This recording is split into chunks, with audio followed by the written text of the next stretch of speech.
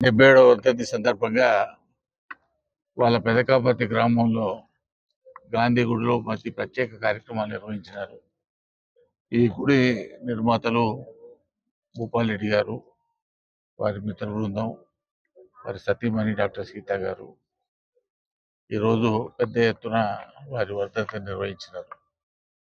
ఎందుకనంటే జాతిపిత గాంధీ ఈ ప్రపంచంలోనే అహింస ద్వారానే అన్ని సాధ్యం చేయగలుగుతాం అనేటువంటి ఒక సందేశాన్ని ఈ ప్రపంచానికి తెలియజేసేటువంటి మహనీయుల్లో మొదటి వ్యక్తి మహాత్మా గాంధీ గారు.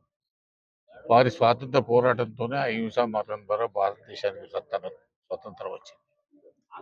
ఈ 77 సంవత్సరాల క్రితం వారు మరణించినప్పటికీ వారిని ప్రపంచవ్యాప్తంగా ఇప్పటికీ వారి సిద్ధాంతాన్ని, అహింసావాదాన్ని మరి ప్రజలందరూ కూడా ముందుకు తీసుకుపోతున్నటువంటి సందర్భం.